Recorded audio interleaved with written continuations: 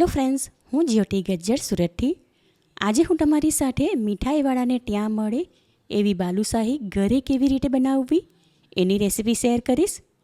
ઉપરથી ફરસી પડવાળી અને અંદર સુધી ચાસણી પચી ગઈ હોય એવી રસીલી બાલુશાહી બનાવવા માટે આ રેસીપી તમે સ્ટેપ બાય સ્ટેપ ફોલો કરશો તો પહેલી વારમાં જ બહાર મળે એવી ઘરે બનશે. અને પરફેક્ટ મેઝરમેન્ટ સાથે અમુક ટિપ્સને ફોલો કરીને આ ગુજરાતી ટ્રેડિશનલ મીઠાઈ ઘરે બનાવવામાં આવે તો વધારાની મહેનત વગર ઓછા ટાઈમમાં બનાવી શકાય. તો ચાલો આજની આ મજેદાર રેસીપી શરૂ કરીએ. બાલુશાહીનો લોટ બાંધવા માટે એક પહોળા વાસણની ઉપર ચાળણી રાખી છે. એમાં 1+1 એમ ટોટલ 2 કપ વજનમાં 250 ગ્રામ મેંદો લઉં છું. હવે આમાં બેકિંગ પાવડર અડધી ટીસ્પૂન ઉમેરીને સારી રીતે મિક્સ કરી લઈએ. હવે મેં અહીં પા કપ ઉપરથી લેવલ કરીને વજનમાં 50 ગ્રામ થોડું જામેલું હોય એવું દેશી ઘી લીધું. ઘી લોટમાં આમને આમ ઉમેરવાના બદલે આ વઘારિયામાં લઉં છું, કારણ કે આ ઘી મેલ્ટ કરીને હલકું અમસ્તું ગરમ કરી લઈશું. હવે આ ગરમ કરેલું ઘી મેંદાના લોટમાં ઉમેરી દઉં છું. તમે જોઈ શકો છો, મેંદામાં ઘી ઉમેર્યું એટલે એમાં હલકા અમસ્તા બબલ્સ થયા. બસ આટલું જ ગરમ હોવું જોઈએ, વધારે ધુઆંદાર ગરમ નથી કરવાનું. ઘી ગરમ હતું માટે હાથ નાખવાને બદલે તવેથા વડે એને લોટ સાથે મિક્સ કરું છું. હવે લોટમાં જેટલું ઘી ઉમેર્યું એટલું જ પા કપ વજનમાં આશરે 50 ગ્રામ જેટલું ઘરનું જમાવેલું મોડું દહીં ઉમેરું છું. દહીં ફ્રીઝમાં રાખી હોય તો પહેલેથી જ બહાર કાઢીને રૂમ ટેમ્પરેચર પર કરી લેવાનું. હવે આ લોટની સાથે દહીં અને ઘી સારી રીતે મિક્સ કરી લઉં છું.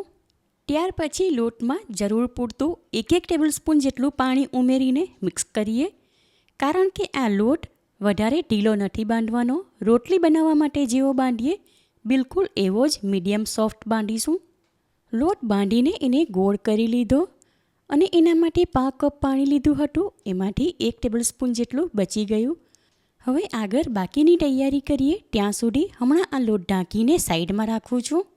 હવે આગળના સ્ટેપમાં ચાસણી બનાવવા માટે એક કઢાઈ લઈને સ્ટવ ઉપર ચઢાવી એમાં 2 કપ ભરીને ખાંડ લઉં છું. એમાં 1 કપ ભરીને એટલે કે ખાંડ ડૂબે એટલું પાણી ઉમેરું છું. ફ્લેવર અને કલર માટે આમાં 1 ચપટી જેટલા એટલે કે 18 થી 20 જેટલા કેસરના તાર ઉમેરું છું અને 3 નંગ નાની ગ્રીન ઇલાયચી ખાંડણીમાં લઈને અધકચરી કૂટી લીધી એ ઉમેરું છું. હવે ગેસ ફ્લેમ ઓન કરીને કઢાઈમાં થોડી વારે ચમચો ફેરવતા રહીએ એટલે એમાં ખાંડ જલ્દીથી ઓગળી જાય. 4 થી 5 મિનિટ પછી આમાં ખાંડ ઓગળી ગઈ અને હવે આ ચાસણી તેલ જેવી ઘટ્ટ થઈ ગઈ. માટે આ ટાઈમ પર આમાં અડધી ટીસ્પૂન જેટલો લીંબુનો રસ ઉમેરું છું. ધીરે ધીરે ચાસણીમાં કેસરનો પીળો કલર આવવા લાગ્યો. અહીં તમારી પાસે કેસર ન હોય તો એના બદલે પીળો ફૂડ કલર પણ ઉમેરી શકાય. ચમચામાં ચાસણી ભરીને ખાલી કરીએ. ત્યાર પછી એનું છેલ્લું ટીપું એકદમ ધીમેથી પડે તો એમ સમજવું કે હવે આ ચાસણીમાં એક તાર થવા લાગશે. માટે આ સ્ટેજ પર થોડી વારે ચાસણી ચેક કરતા રહેવું. ચાસણીમાં અડધો તાર થવા લાગ્યો. હવે અડધામાંથી 1 તાર થતાં વધારે વાર ન લાગે. થોડી સેકન્ડ પછી ફરી ચાસણી ચેક કરી તો હવે એમાં તમે જોઈ શકો છો 1 તાર થવા લાગ્યો. એટલે કે આ ચાસણી બિલકુલ પરફેક્ટ તૈયાર થઈ ગઈ. માટે ગેસ ફ્લેમ ઓફ કરી દઉં છું અને આ કઢાઈ સ્ટવ ઉપરથી નીચે ઉતારી હમણાં સાઈડમાં રાખું છું.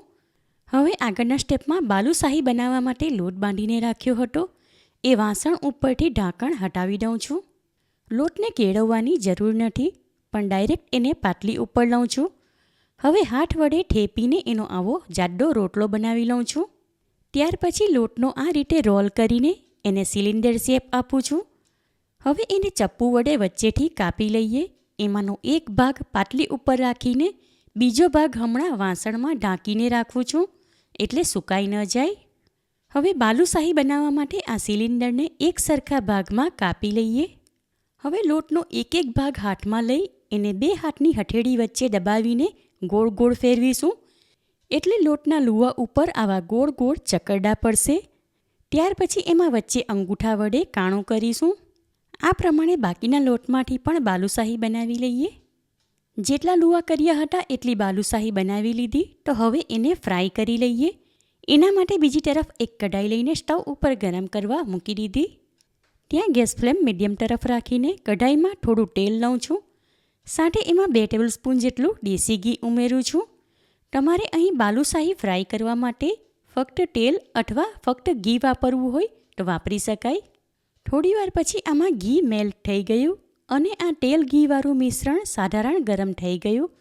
માટે આ ટાઈમ પર એનું તાપમાન ચેક કરવા માટે એમાં લોટની એક નાની કણી નાખું છું. તમે જોઈ શકો છો લોટની કણી થોડીવાર પછી ફ્રાય થઈને ઉપર આવી, એટલે કે તેલનું તાપમાન બરાબર છે. તો હવે તૈયાર કરેલી બાલુશાહી એક એક હાથમાં લઈને આમાં ફ્રાય કરવા મૂકું છું. હવે ગેસ ફ્લેમ બિલકુલ લો તરફ રાખવી અને જ્યાં સુધી બાલુશાહી ફ્રાય થઈને એની જાતે જ ઉપર ન આવે ત્યાં સુધી એને પલટાવવી નહીં. તમે જોઈ શકો છો હવે થોડીવાર પછી આ બાલુશાહી ફૂલીને સાઈઝમાં મોટી થઈ ગઈ અને ધીરે ધીરે ઉપર આવવા લાગી. બીજી થોડી સેકન્ડ પછી દરેક બાલુશાહી ઉપર આવી ગઈ. માટે જારી વડે એને હળવેથી પલટાવી લઈએ. એક બેચની બાલુશાહી ફ્રાય કરવામાં કમસે કમ 18થી 20 મિનિટનો ટાઈમ લાગ્યો હતો.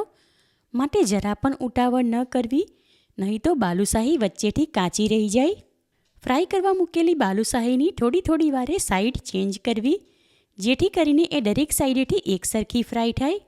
હવે ધીરે ધીરે બાલુશાહીની ઉપર હલકો ગોલ્ડન કલર આવી ગયો, તમે જોઈ શકો છો. બીજી 4થી 5 મિનિટ માટે બાલુશાહી ફ્રાય કરી લીધી, એટલે દરેકની ઉપર એક સરખો ગોલ્ડન કલર આવી ગયો અને હવે તેલમાં બબલ્સ પણ ઓછા થાય છે, એટલે કે હવે એ ફ્રાય થઈ ગઈ.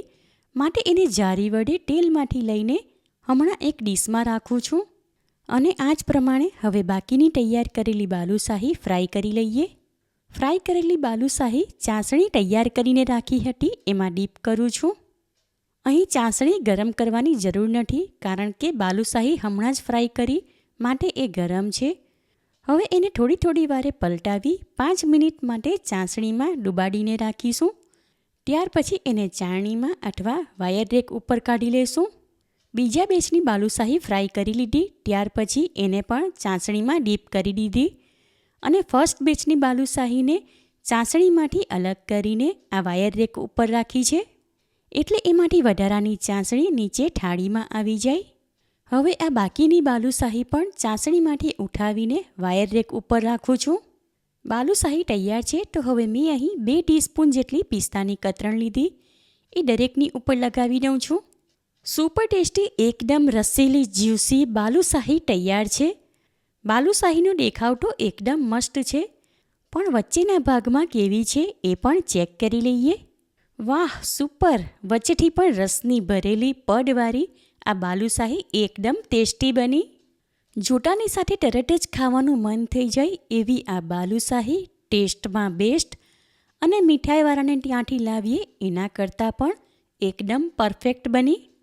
દાંત વગરના પણ આરામથી ખાઈ શકે એવી આ બાલુશાહી એકદમ ફરસી અને પડવાળી બની. એકવાર આ રેસીપી તમે જરૂરથી ટ્રાય કરો. ગેરંટી સાથે કહું, ઘરમાં નાના મોટા બધા જ વખાણ કરીને ખાશે. આમાં તમે 2 કપ ખાંડના બદલે 1 કપ ખાંડની ચાસણી બનાવશો તો પણ થઈ રહેશે.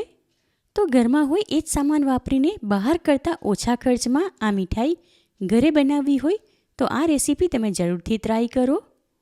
તમને મારી આ રેસીપી કેવી લાગી એ કમેન્ટ કરીને જણાવો. પસંદ આવી હોય તો વિડીયોને લાઇક અને શેર કરો. ચેનલ પર નવા હો તો સબસ્ક્રાઈબ કરીને બાજુમાં આપેલા બેલ આઇકન પર ક્લિક કરો, એટલે આવનાર દરેક નવી રેસીપીઓની જાણકારી તમને મળતી રહે. ફરી મળીશું એક નવી રેસીપી સાથે. ઈટ હેલ્ધી એન્ડ સ્ટે હેલ્ધી.